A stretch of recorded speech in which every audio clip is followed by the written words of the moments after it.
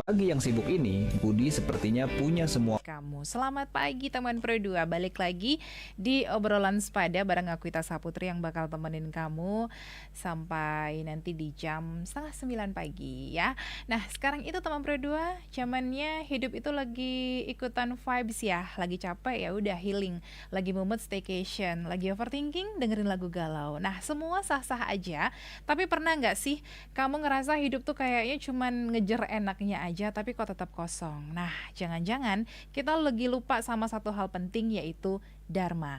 Karena hidup ini nggak cuma soal vibes, tapi juga soal arah, soal tanggung jawab dan juga makna ya. Pagi ini aku nggak sendiri teman berdua, udah ada narasumber yang bakal temenin kita ngobrol. Ada Beli Putu Saryade, penyuluh agama Hindu dari kantor Kementerian Agama Kabupaten Buleleng. Kita sapa dulu. Selamat pagi Om Swastiastu. Om Swastiastu, selamat pagi. Apa kabar hari ini? Astungkaru selalu sehat. Sehat ya. Nah, kalau kita lihat-lihat sekarang nih ya Beli Putu ya, banyak Ya. anak muda yang mengejar vibes-nya dalam hidup. Sebenarnya vibes ini kalau kita lihat dari sudut pandang Dharma, dari sudut pandang agama Hindu itu seperti apa sih?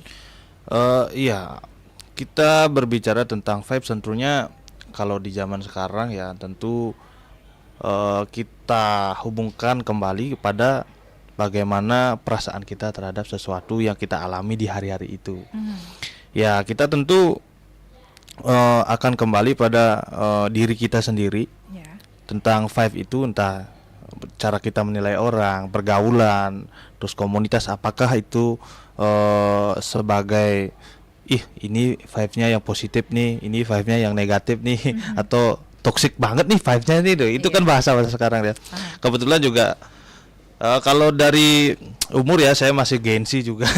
Saya kelahiran di Gen Z Megandung, artinya saya kelahiran tahun 97, ya saya juga termasuk Gen Z gitu. Artinya sampai sekarang saya juga mencari nih vibes itu apa sih gitu. Ternyata banyak yang saya alami itu tentang vibe ini. Ya, saya sendiri malah merasa bahwa vibe ini adalah sesuatu yang eh, kita alami sehari-harinya. Bagaimana kita melihat trending-trending di media, terus kita mengikutinya atau tidak kah, atau orangnya santai vibe-nya kah, ataukah orangnya yang suka pecicilan kah, orangnya agak ya sedikit gila lah tindakannya itu. Itu vibe seorang orang-orang ya masing-masing gitu. Tapi kalau kita hubungkan kepada agama, terutama di kita di agama Hindu, itu pastinya vibe ini berarti rasa kita terhadap sesuatu yang kita jalani. Baik itu sehari-hari, baik itu hubungan kita terhadap sesama, lingkungan, terus kepada Tuhan gitu. Nah, tentunya kita harus berlandaskan pada Dharma. Ya. Ya, kalau kita bagi nih Dharma itu kemungkinan bukan kemungkinan, kita telah itu menjadi 3, yaitu Swadharma, kewajiban kita, keahlian kita, profesionalitas kita, apakah itu keahlian kita, itu Swadharma kita. Contoh, kalau saya sebagai penyuluh agama, berarti Swadharma saya sebagai penyuluh agama di setiap harinya, tidak mengenal waktu gitu. Terus kemudian yang kuliah ya pasti kuliah, yang masih siswa-siswi, kemudian yang masih bekerja di tempat apakah yang jenis pekerjaannya, itu Swadharma, kewajiban kita sehari-hari gitu. Kemudian yang kedua itu pastinya Samaja Dharma namanya, Ya. atau Dharma sosial. Bagaimana kita berkehidupan di, ya tentang kehidupan kita sosial, bagaimana kehidupan kita yang jalani berhubungan dengan sosial, berhubungan dengan teman, lingkungan, dan tentu dengan beragama dan bernegara gitu. Kemudian yang terakhir itu Dharma internasional, universal lah, bukan internasional, universal. Artinya universal ini dharma-dharma yang pastinya semua agama menyalahkan ini, yaitu tidak menyakiti satu sama lain, bagaimana kita saling menyayangi. Itu dharma-dharma universal yang ya agama-agama seperti cinta kasih dan segala macamnya, itu yang kita sebut dengan dharma universal. Artinya semua agama pasti memiliki hal ini gitu, atau semua orang atau semua makhluk lah gitu pasti mempunyai hal-hal seperti ini. Dan kemudian kita hubungkan bagaimana vibe sebuah kehidupan ini dengan tentu berlandaskan dengan dharma ini. tidak lepas pada swadharma kita. Itu yang paling utama. Kenapa swadharma? Satu, kewajiban-kewajiban kita yang kita jalani itu adalah bagian dari five yang kita inginkan. Ya. Artinya, capek nih. Kayak tadi Mbak Ita bilang, capek banget nih, perlu healing nih. Ya semua orang ketika kerja, ketika melakukan swadharmanya, ketika mencapai titik lelahnya pasti ingin healing lah, jalan-jalan lah, atau kemana sekedar cari angin keluar, atau sekedar cari makan. Itu udah menjalani ya five-nya, mengubah five yang lelah gitu menjadi five yang positif lagi. Karena kita akan menjalani swadharma kembali besoknya, atau sebentar lagi kita menjalankan swadharmanya lagi gitu. Itu yang paling utama menurut saya. Kemudian kalau sudut pandang saya sebagai Gen Z ya terutama yang mengalami bagaimana perubahan dari milenial ke Gen Z, vibe-nya sekarang, contoh sekarang ya, vibe-nya Galungan, Hari Raya Galungan itu udah beda. Itu yang paling saya rasakan. Kenapa saya bilang Galungan itu terasa berbeda? Karena sekarang udah jarang nih kita ngumpul-ngumpul di penampan Galungan, kita ngelawar, kita membuat penjor, udah jarang nih. Pasti Mbak Ita juga merasakan itu gitu, apalagi ya perubahan zaman ya kita bilang. Itu yang paling saya rasakan. Bukan hanya sekedar biasanya dulu kalau tiang itu setiap Galungan di penampan atau di penyajian pasti kita kumpul nih sama teman-teman, terutama sama keluarga ya, sama keluarga membuat penjor, ngelawar, terus besoknya udah bangun pagi-pagi mau sembahyang. Vibe itu hilang nih sekarang. Vibe itu hilang. Kemudian kita mencoba mencari vibe itu.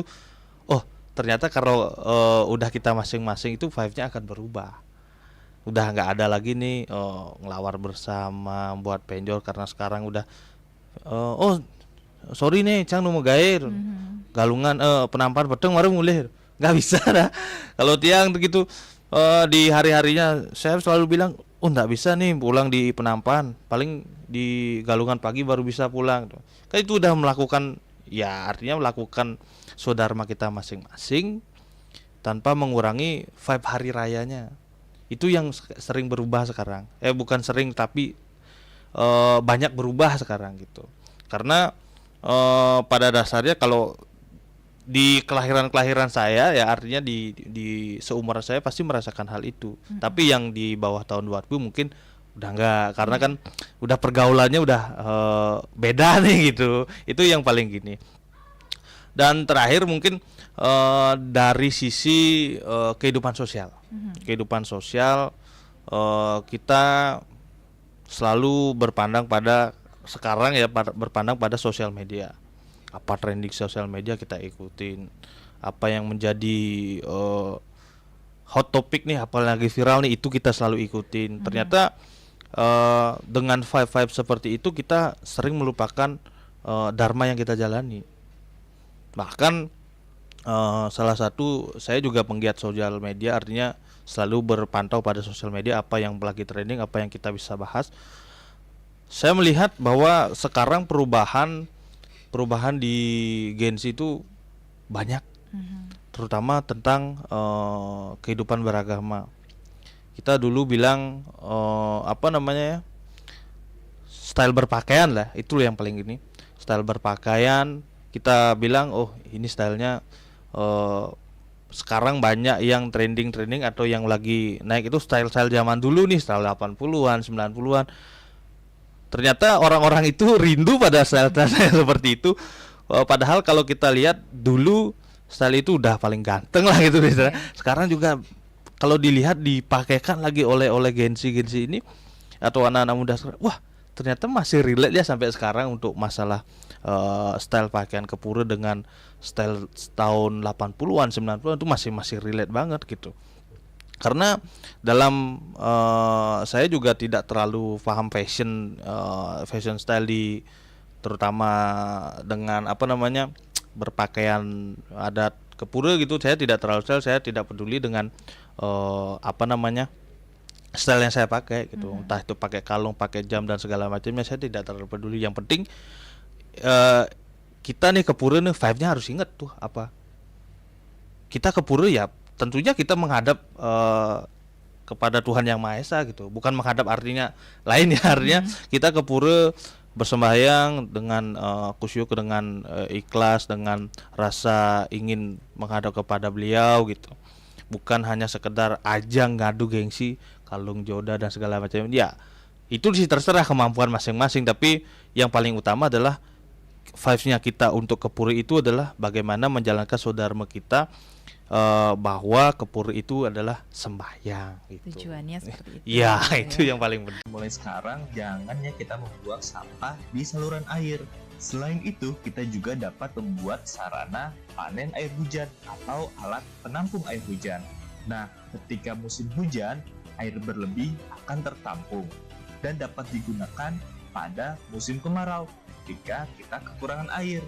Keren kan teman-teman? Alat panen air hujan ini dapat menjadi mitigasi banjir sekaligus mitigasi bencana kekeringan. Terima kasih ya teman-teman. Bye. Yuk antisipasi kekeringan dengan panen air hujan di musim hujan. Hadapi bencana dengan rencana.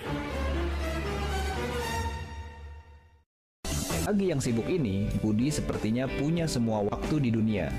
Tapi sebuah notifikasi kecil akan mengubah segalanya. Satu kecurangan pandang, satu detik yang sepertinya tidak penting. Fokusnya terbagi, bahaya mengintai. Astaga.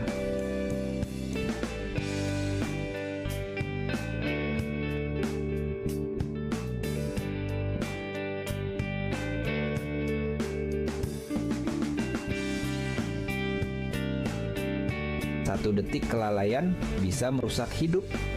HP bisa menunggu, tapi hidup tidak. Jangan biarkan HP mengendalikan hidupmu. Fokus saat berkendara, pulang dengan selamat. Jangan bermain. Oke, teman Pro2 masih di obrolan sepada, masih bareng kita Saputri dan ada Beli Putus Haryadi juga ya. Jadi kalau kita ngomongin era media sosial sekarang, semua orang itu tentunya pengen kelihatan happy, pengen kelihatan positif, tapi itu kadang bikin orang menutup realita. Dalam dharma, kejujuran sama diri sendiri itu seberapa penting sih, Beli Putus? Iya, karena kalau kita ambil dari sudut pandang dharma, dharma itu berarti penopang kehidupan kita. Apapun yang terjadi di dunia ini kita harus melandarkan pada dharma. Baik itu sebuah vibe kah, trending kah, atau apakah, itu yang berkaitan dengan kehidupan ini kita tidak lepas dari dharma itu. Yang saya sebutkan tadi itu adalah inti-inti dari dharma itu. Dharma, swadharma kita sama dharma kita, dan kemudian dharma universal artinya kita bisa gunakan kepada siapapun. Swadharma berarti kembali kepada diri sendiri, kita yang menggunakan bahwa sebagaimana ukuran bahwa keahlian, kewajiban dan segala macamnya itu kembali kepada diri sendiri. Kemudian yang samaja ini, yang sosial ini kita harus gunakan pada kehidupan kita bermasyarakat nih. Bagaimana kita tidak selalu menyebar hoak, kita selalu menjadi orang yang menelaah sebuah informasi dan segala macamnya. Itu yang harus kita pahami sekarang di dunia yang serba cepat ini gitu. Itu yang pertama.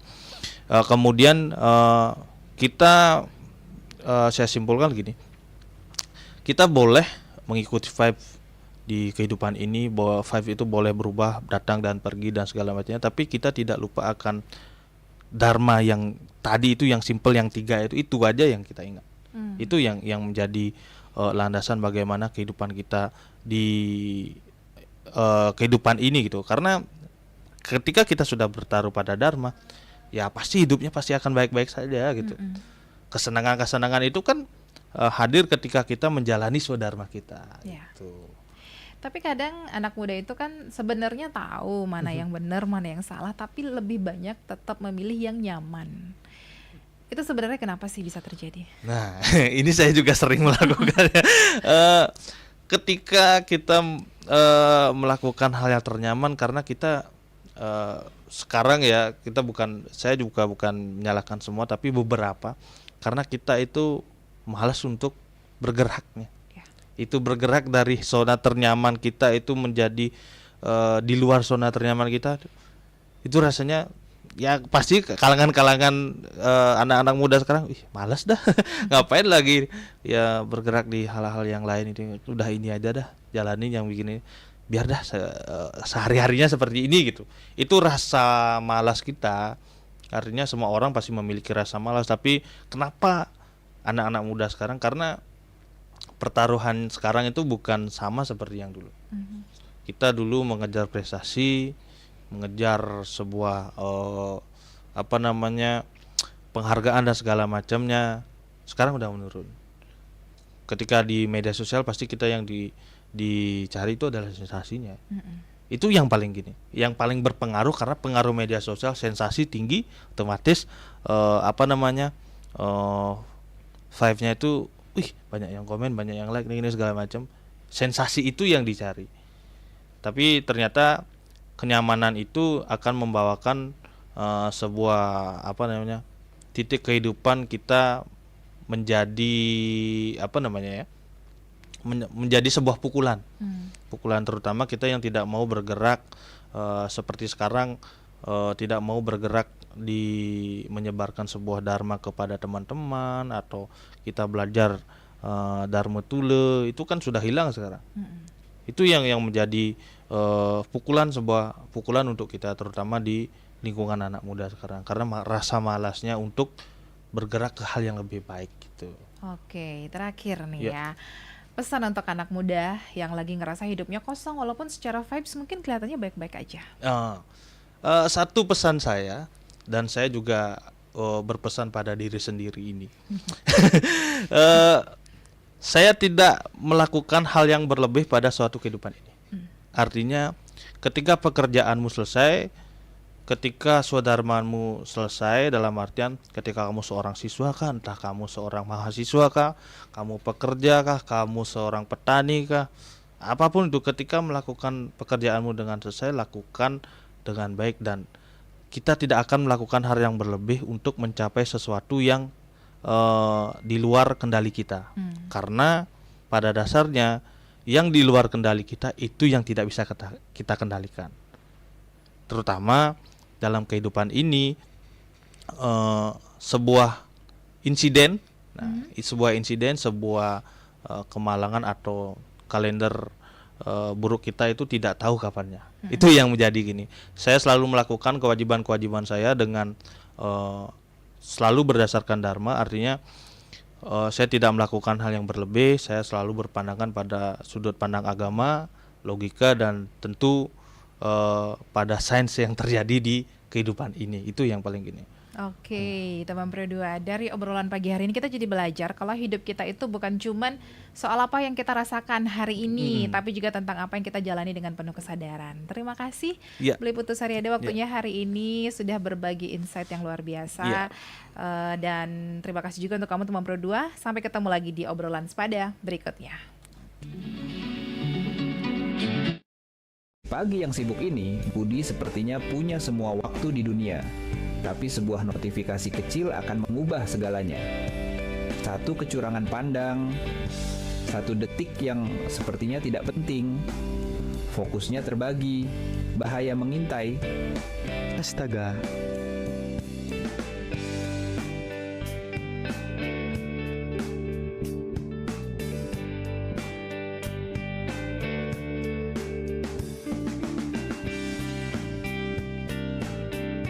Satu detik kelalaian bisa merusak hidup. HP bisa menunggu, tapi hidup tidak. Jangan biarkan HP mengendalikan hidupmu. Fokus saat berkendara, pulang dengan selamat. Jangan bermain HP saat berkendara. Di pagi yang... Lihatlah teman-teman, alam kita sedang terluka karena sampah dan polusi. Tapi, apa yang bisa kita lakukan untuk membantunya? Dengan semangat dan kreativitas, mereka punya sebuah ide cemerlang untuk mengubah lingkungan mereka. Mereka mulai dari hal kecil, memilah sampah dan mendaur ulang barang bekas menjadi karya seni yang indah. Menanam pohon memberi kehidupan baru bagi alam. Setiap bibit yang ditanam menciptakan sejuknya untuk semua. Menghemat air dan listrik juga merupakan cara cinta kita terhadap bumi. Jangan biarkan mereka terbuang sia-sia. Lihat dampaknya. Tindakan kecil mereka membawa perubahan besar. Alam kembali ceria dan makhluk hidup pun bahagia. Mulai dari hal kecil, Mulai dari diri sendiri, mari kita jaga alam dan lingkungan kita agar tetap lestari untuk masa depan. Lihat